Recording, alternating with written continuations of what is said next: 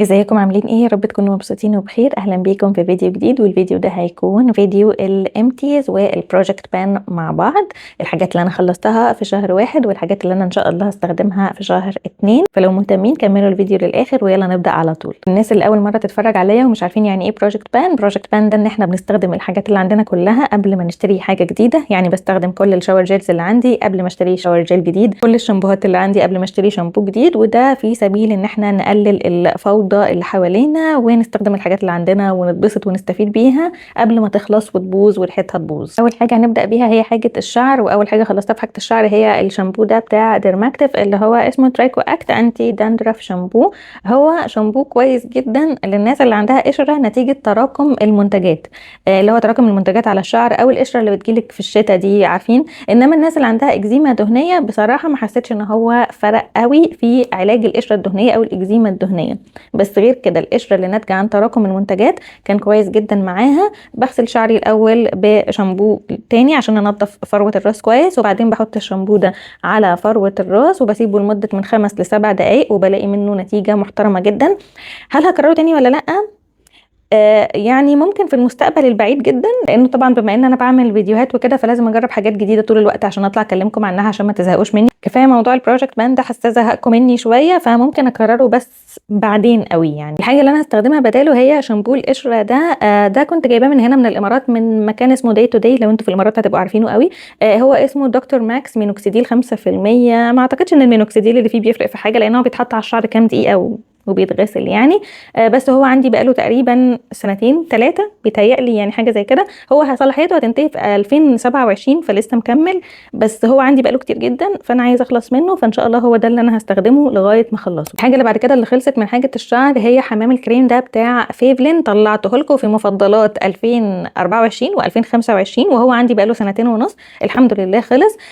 جميل وحلو وريحته حلوه وبيدي ريحه حلوه للشعر، والريحه الحلوه بتاعت الشعر دي بتقعد تقريبا يوم ونص بعد الغسله. وبتفضل في الشعر، بتفضل حبه حلوين يعني. ترطيبه حلو جدا جدا جدا، بس كان في ناس كتبت لي في الكومنتس ان هم بطلوا يعملوه، فدي حاجه وحشه جدا. فعايزاكم تاكدوا لي المعلومه، هل فعلا فيفلن بطلوا يعملوه ولا لا؟ هو كان فعلا من مفضلاتي، ولو هو لسه بيتعمل اكيد هكرره تاني قريب. الحاجه اللي انا لسه بستخدمها دي مش جديده، كنت قلت لكم عليها قبل كده. لان انا كنت للاسف بستخدم الاثنين دول مع بعض، والاثنين حجمهم كبير. يعني ده تقريبا ده نص كيلو وده كيلو، فبستخدم كيلو ونص حمام كريم بقالي تقريبا 4-5 شهور. لسه ده فيه تقريبا شويه كده، لسه في حبه. انا بستخدمه اللي هو كل غسله شعر بستخدمه، كل غسله شعر. مش بستخدم فيفلين ده كتير لان انا كنت بحبه، والحاجه اللي انا بحبها مش بستخدمها كتير وانا عايزه ابطل الموضوع ده. المهم يعني فلما استخدمته مرات كتيره ورا بعض حسيت فعلا ان هو بيفرق في ترطيب الشعر. هل انصحكم تجيبوه؟ بصراحه لا، لان انا عارفاكم انتوا مش هتجيبوه تكتفوا بيه. هو حجمه كيلو فبيقعد معاكم فتره طويله جدا، بس انتوا مش هتعملوا كده. انتوا مش هتجيبوه تكتفوا بيه، انتوا هتجيبوه وبعدها بكام اسبوع يطلع ترند حمام كريم جديد فتجيبوه هو كمان، وده هيتركن عندكم بالسنين لغايه ما يطرب ويلحوس حواليه كده ويبوظ. فما انصحكوش ان انتوا تجيبوه غير لو كنتوا بتحبوا تجيبوا حاجه تلزقوا فيها. هل هو كان ساعتها غالي لما انا جبته؟ هل يستاهل سعره؟ مش عارفه بصراحه. لا، حاسه اصل هو بيدي ترطيب تمام، هو بيفرق في ترطيب الشعر، بس بصراحه يعني ما هو سيرو بايب كان بيرطب الشعر كويس وفيفلين وكذا حاجه، يعني مش فاكره دلوقتي قوي. وحتى الحمامات الكريم بتاعت ايفا برضو كانت بترطب الشعر كويس. فهل يستاهل يعني؟ لا. فاكرين لما كلمتكم عليه اول مره قلت لكم ان انا جبته تاثرا بانفلونسر كانت بتعلن عنه في ساعتها، وانا في لحظتها كده جريت جبته. فبس انا شايفاه ما يستاهلش سعره وما يستاهلش التجربه بصراحه، ولما يخلص مش هكرره تاني. ندخل بقى على حاجه الجسم. اول حاجه خلصتها هي الشاور جel ده اللي انا بحبه جدا من ايفا. هو الشاور كريم مش شاور جل، من اوبتيمم كير ريسيبي، وده اللي هو بالدود. انا بحب اللاين ده قوي، بحب منه الشاور جل وبحب الشامبو بتاعه. البلسم كويس بس كان تقيل قوي وكان ما بيخرجش من العلبه، كان لازم افك العلبه كده عشان يطلع منها، فعشان كده ما حبيتهوش. بس الشامبو والشاور جل كان حلو جدا، وان شاء الله هكررهم تاني لان هما فعلا فعلا كويسين. الشامبو كان بينظف الشعر كويس قوي، وده بينظف كويس قوي ومش بينشف الجلد بعديه. فبجد حبيته جدا، وريحته حلوه بتبقى في الشاور كده حلوه لطيفه يعني. مش بتثبت اللي هو يعني قلت لكم قبل كده، كلمتكم قبل كده في الموضوع ده، ان انا مش بيفرق معايا انه ريحه الشاور جل تثبت على جسمي، لان انا كده كده بطلع بحط مليون حاجه تانية فيها ريحه، فمش فارق معايا الشاور جل، يعني مش فارق معايا ان تكون ريحته بتثبت. اهم حاجه ان انا كده اكون مبسوطه وانا بستحمى. يعني الحاجه بقى اللي انا هستخدمها بداله هي الشاور جل ده بتاع ناتشل، اللي هو بالورد والمكاديميا، بالمكاديميا وميه الورد. ده شكله انا كنت استخدمته مره قبل كده. هو برده شاور كريم مش شاور جل. شاور كريم بيبقى اللي هو المفروض ان هو بيرطب الجسم شويه عن الشاور جل، او مش بينشفه زي ما الشاور جل بينشف الجسم. في بعض انواع الشاور جل بتنشف الجسم وبعض الانواع لا. المهم يعني ان ده شاور كريم مش شاور جل. ريحته كانت غنيه كده، وباي غنيه مش اقصد اللي هو عندها فلوس كتير، اقصد ان هي عشان فيها نتس او المكسرات او المكاديميا يعني، فمدياها كده غنى في الرائحه. مش برضو مش ما اقصدش فلوس، اقصد اللي هو كانها ريحه دسمه كده، فاهمين؟ مش عارفه اوصفها لكم ازاي، بس يعني حاولوا تفهموني. بس هو ريحته جميله قوي، وانا لما استخدمته مره حبيته ومتحمسه له جدا ان شاء الله. الحاجه اللي بعد كده واللي معايا من اول ما بدات البروجكت بان، وهي المايسلر ووتر دي بتاعت بيز لاين. خلصتها الحمد لله يا جماعه، 400 مللي مايسلر ووتر تحفه، بتشيل الميك اب كله، ما بتحرقش العين. جميله. كنت بدخلها جوه عيني، انا بشيل الميك اب بطريقه اجريسيف جدا، بدخل القطنه دي كده جوه عشان اشيل. انا بحط كحل من فوق ومن تحت، فبحاول ان انا اشيله كله. كانت بتشيل الميك اب حلو جدا جدا جدا، ومش بتحرق عيني، وده كل اللي انا عايزاه من مايسلر ووتر. وقلت لكم عليها انها من مفضلاتي في 2025 لانها فعلا فعلا حلوه، وان شاء الله هكررها تاني، رغم ان انا بعمل لكم محتوى والمفروض اجدد ومش عارفه ايه والكلام ده، بس لا، دي هكررها تاني من كتر ما هي بجد حلوه. بستخدم بدلها ايه حاليا؟ بستخدم بدلها المايسلر ووتر دي بتاعه شان. هي صغنونه، وانا كنت قاصده بصراحه ان انا اجيب الحجم الصغير، لان انا المايسلر ووتر بتاعه باركفيل كنت جايبه بتاعه ستارفيل قبل كده وكانت وحشه جدا معايا، فانا يعني مقلقه من اي مايسلر ووتر باركفيل بتعملها. بس بصراحه دي طلعت كويسه، انا استخدمتها تقريبا يا مرتين يا 3 مرات، ما حرقتليش عيني وشالت الميك اب كويس جدا. لسه طبعا يعني لسه مش، ده رأي مبدئي، لسه مش هحكم عليها غير لما اخلصها خالص، بس هي مبدئيا كويسه ولطيفه. دي حجمها 100 مللي، فان شاء الله مش هتطول معايا وهعرف اقول لكم فيها رأيي بسرعه. انا مش عارفه ايه اللي خلاني ادخل في حاجه الوش قبل ما اخلص حاجه الجسم، بس مش مشكله، بما ان دخلنا بقى في حاجه الوش فعايزه اكلمكم عن البتاع ده. انا ده برضو كنت شفت انفلونسر من 3 سنين كده او يمكن اكتر كمان، هو عندي بقاله كتير جدا. كانت بتتكلم عنه، ان هو حلو جدا للحبوب، وان هو فيه السلفر ده، فيه 10% سلفر، فالسلفر فعلا بيفرق في الحبوب جدا. وما قالتش حاجه مهمه جدا عن البتاع ده، ان هو ريحته كبريت بشعه وما بتطلعش من الجلد. يعني هو المفروض غسول وماسك، فانت المفروض بتحطيه على وشك، لو هتستخدميه كماسك بتحطيه على وشك 10 دقايق وبعدين تشطفيه. لو عملتي كده ريحته بتبقى لازقه في وشك تقريبا من 12 ل 24 ساعه، ريحه كبريت شديده بجد، مش بهزر. الموضوع مزعج جدا لدرجه ان انا عملت كده ونمت، الريحه لزقت في الغطا بتاع المخده او كيس المخده، صحيت تاني يوم غيرته من كتر ما هي بشعه. انا استخدمته مرتين، استخدمته مره كماسك ومره كغسول، وما استخدمتوش تاني من 3 سنين ونص. بس طول الوقت حطاه عندي ومستحرمه ارميه لان انا ما استخدمتوش، فهرميه خلاص. يعني هو بقاله كتير، اعتقد هو اصلا صلاحيته انتهت اساسا. مش عارفه لو حد لسه بيتكلم عن البتاع ده ولا لا. انا بيتهيألي انا خايفه افتحه والله العظيم، لان انا اصلا ريحه الكبريت بتخنقني. فهي انا عارفه ان مش كل الناس كده، بس هي ريحه الكبريت مزعجه لكل الناس عموما، بس انا بالنسبه لي بتخنقني كمان، بتعملي ضيق تنفس.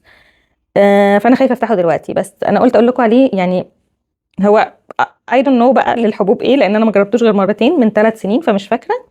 بس يعني لازم لو هتجيبوه تبقوا عارفين ان هو ريحته كبريت شديده.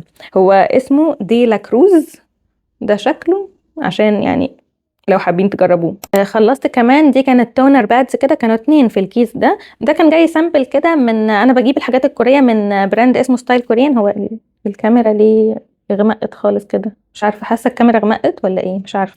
المهم يعني انا بجيب الحاجات الكوريه من موقع اسمه ستايل كوريان، فبيبعتوا معاها شويه هدايا كده وشويه سامبلز. السامبلز دي بتبقى مشكله يا جماعه، بحس انه احنا ما بنستخدمهاش وبنفضل راكنينها وبتلم تراب ومش عارفه ايه. فانا ابتديت واحده واحده كده ان انا اخد السامبلز دي استخدمها، لان انا بقعد اقول ايه، طب خليها للسفر، خليها للمش عارفه ايه، ولا بسافر ولا بروح في حته. فابتديت استخدمها. انا اصلا التونر بادز دي كنت جايبه منها العلبه الكبيره، لو تفتكروا كنت مكلماكم عنها زمان، تقريبا خلصتها خلال 2025. كانت كويسه، وهي فعلا كويسه. انا شايفه ان التونر بادز فكره حلوه، بس مش ليا، مش ماشيه معايا قوي، لان انا كده كده بس بمشيها على وشي وبعدين بعصرها على وشي وارمي القطنه وافضل ادعك التونر على وشي. فانا بالنسبه لي التونر اللي هو في ازازه او في علبه بيترش يعني ده احسن بكتير من التونر بادز. بس عموما التونر بادز دي كانت حلوه لان انا اوريدي مجربه منها العلبه الكبيره، فعارفه انها كانت حلوه. هي شغلتها انها بتهدي البشره لان هي فيها سنتيلا، ما فيهاش مواد فعاله، ما بتقشرش، ما بتعملش حاجه، هي بس بتهدي حاجز البشره وبتعمل برايمنج كده، او يعني اساس للمرطب بتاعك. هو عموما دي شغله التونر. فعشان كده انا ساعات بقول لكم ان التونر مش حاجه اساسيه، لو مش قادره تجيبيه ما تجيبيهوش، لان التونر بكل بساطه بيخلي بشرتك منديه عشان لما تحطي الكريم المرطب يمتص اكتر. ده كل هدفه.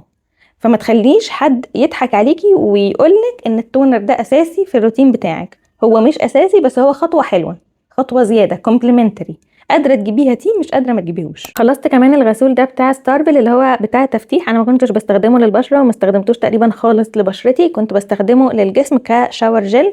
واول ما استخدمته كام مره قلت لكم ان انا يعني ندمت شويه ان انا جبته. بس بصراحه لما خلصته انا هفضل اجيبه بصراحه يا جماعه، بل بالعكس ممكن اجيب كمان العلبه الكبيره واستخدمه هو كشاور جل. بينظف كويس جدا، بيقلل من حبوب الجسم، وفعلا انا حبيته. وتقدري تغسلي بيه بقى كل حاجه، الاندر ارم، كل حاجه. وجميل وريحته حلوه يعني عجبني بجد، عجبني. لما اخلص الشاور جيلز اللي عندي هبقى اجيب العلبه الكبيره منه. يعني مثلا هيبقى مره استخدم مثلا بتاع ناتشيل ده، ومرتين ثلاثه استخدم بتاع ستارفل، وبعدين يعني عارفين لما احب اتدلع استخدم حاجه فيها ريحه وحاجه كده. وفي الداي تو داي شاور بتاعي هستخدم ستارفل. بجد عجبني جدا، ومش عارفه حبيته، يعني حسيت اني اتعودت عليه وحبيته وهكرره تاني بجد. الحاجه اللي انا بستخدمها بداله، هو انا كنت جايبه ده من ايفا. كنت ناويه ان انا استخدمه لوشي واقول لكم عليه بقى كبديل اقتصادي كغسول للوش. بس هو بصراحه اصلا يا جماعه الغسولات يعني لو انتوا بتعملوا زيي، وده اللي انا انصحكم تعملوه، ان انتوا تغسلوا وشكم مره واحده بالغسول بالليل، فهتلاقوا الغسول بيطول معاكم جدا. فمهما كان غالي هتلاقيه بيقعد معاكي فتره طويله، فمش مش هتستخسري تدفعي فيه فلوس بصراحه يعني. فانا الغسول اللي انا بستخدمه حاليا اللي هو بتاع جلامي لاب ده لسه قاعد مطول معايا وعاجبني ومبسوطه منه. فلما خلصت ستارفل قلت طب ما استخدم بداله ده بتاع ايفا اللي هو بتاع الحبوب، استخدمه بداله واشوف ايه الاخبار. فانا بيتهيألي ما استخدمتوش لسه لغايه دلوقتي. بس هو ده اللي هيكون بستخدمه يعني كشاور جل في الفتره اللي جايه. الحاجه اللي بعد كده اللي خلصتها ده كريم اسمه كول اند كول، وده دايبر كريم. وانا شايفه ان كل واحده كبيره لازم يكون عندها دايبر كريم بصراحه. حلو جدا للاماكن الحساسه او السنسيتيف ارياز بعد الشيفنج. يعني ضروري يكون عندك دايبر كريم، سواء ده زنك اوليف اي حاجه. ده انا كنت جايباه من هنا من الامارات، من مكان اللي هو اسمه الجمعيه. لو انتوا قاعدين في الامارات هتبقوا عارفين ايه هي الجمعيه، هي شبه الهايبر ماركت والحاجات دي يعني.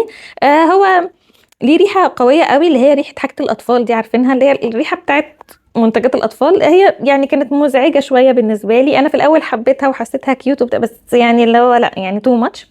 وما حبيتش كمان ان هو فيه ريحه، بس استخدمته لغايه ما خلصته. ده اسمه بلانكي، ده مصري.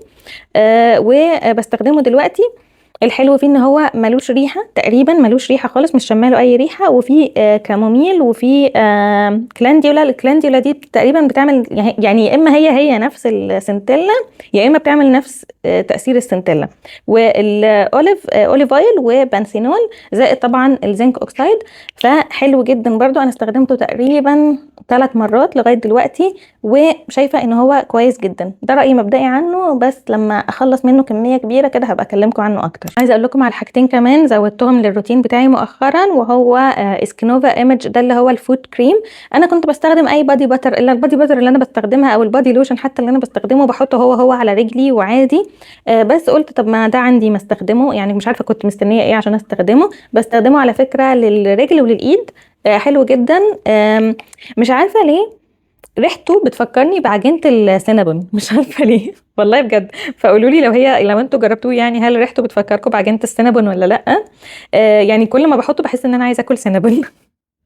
بس هو حلو وترتيبه كويس. انا استخدمته مش فاكره 4 مرات 5 مرات مش فاكره. فهو رايي فيه المبدئي ان هو كويس وبيرطب حلو جدا. وبصراحه انا كنت جايباه بناء على ريفيوز كتيره جدا شفتها ناس كتير بتشكر فيه. فهو حلو ويستاهل، واعتقد ان هو يعني هيبقى من الحاجات اللي هقول عليها لما تخلص هجيبها تاني. الحاجه اللي انا زودتها برضو مؤخرا لروتيني هي الليلاك او الليلاك كريم. ده انا كنت عندي علبه، دي تاني علبه على فكره اجيبها منه. بستخدمه في ايه دلوقتي؟ بستخدمه كترطيب اثناء اليوم.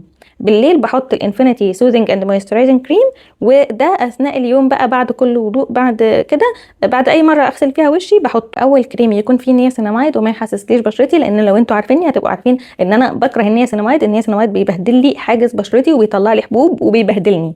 بس ده اول كريم يكون فيه نياسيناميد، هو عشان نسبته 5%، فهو دي النسبه اللي هي انا بشرتي بتستحمل من 3 ل 5%، اكتر من كده بتتبهدل. فانا بحبه بصراحه، وشايفه ان انا هفضل اكرره. بيعجبني كمان جدا كبرايمر تحت الميك اب، بحبه قوي بصراحه. فهو ده اللي انا ضايفاه لروتيني حاليا. في حاجه كمان عايزه اكلمكم عليها، ثواني، مش عارفه ليه عايزه اكلمكم عن التونر ده، وانا لسه بستخدمه. انا تقريبا خلصت اكتر من نصه بشويه او نصه. التونر ده اللي هو بتاع انفينيتي، انا كنت كلمتكم عليه وقلت لكم ان انا ابتديت استخدمه يعني. بس عايزه اقول لكم ان هو يا جماعه شبه عارفين الميلكي تونر؟ يا رب تكونوا شايفين. انا ما جربتش اي حاجه ميلكي تونر، عايزه احاول ابينه لكم ان هو لما بيترش في الايد بيبقى لونه ابيض. يا رب يكون واضح. شبه الحاجات اللي هما بيقولوا عليها الميلكي تونر وكده. انا ما جربتش اي ميلكي تونر، ومستنياه لما يخلص علشان اجيب ميلكي تونر كده، مش فاكره من براند ايه كده كوري يعني، عشان ابقى اجربه يعني. هو ده على فكره اخر تونر عندي باي ذا واي، عشان الناس اللي بتقولي احنا عايزين نشوفك وانت بتخلصي الحاجه. هو انا عمري ما هخلص حاجه، لان انا هفضل اخلص واشتري واقول لكم ان انا اشتريت واستعمل يعني، هفضل كده، هفضل في الموضوع ده. بس ده من الاخرانيين، وانا اهو عند كلامي. لما اخلصه ان شاء الله، او يبقى خلاص فاضل فيه حبه صغيرين قد كده، ساعتها هشتري جديد. فحبيت اقول لكم لو انتوا عايزين يعني حاجه ميلكي هايدريتنج تونر، جربوا ده. انا استخدمت نصه، فبيتهيالي اقدر احكم عليه ان هو ما طلعليش حبوب. بيرطب البشره قبل ما تحطي المويسترايزر بتاعك، بحسه فعلا بيفرق في ترطيب البشره، او يعني بيدي ترطيب اضافي للبشره. هو ده باللافندر وبالخيار وبالجرين تي، ومناسب لكل انواع البشره، وحجمه 200 مللي. قعد معايا فتره طويله، تقريبا انا بقالي شهرين بستخدمه او شهر ونص يعني لو بقالي فتره بستخدمه ولسه فيه كتير. فاعتقد هيقعد معاكي من 3 شهور ل 4 شهور على حسب انتي بتستخدميه قد ايه اثناء اليوم. بس قلت اقول لكم عليه، مش عارفه ليه يعني. انا حسيت ان انا عايزه اكلمكم عنه. بس كده يا حلوين، ده كان الفيديو بتاع النهارده. يا رب يكون عجبكم، ويا رب تكونوا استفدتوا واتبسطتوا. اكتبوا لي تحت في الكومنتس لو انتوا خلصتوا حاجه الشهر اللي فات، او هتستخدموا ايه الشهر الجاي عشان تخلصوه. واشوفكم على خير ان شاء الله في فيديو تاني جديد قريب. باي باي.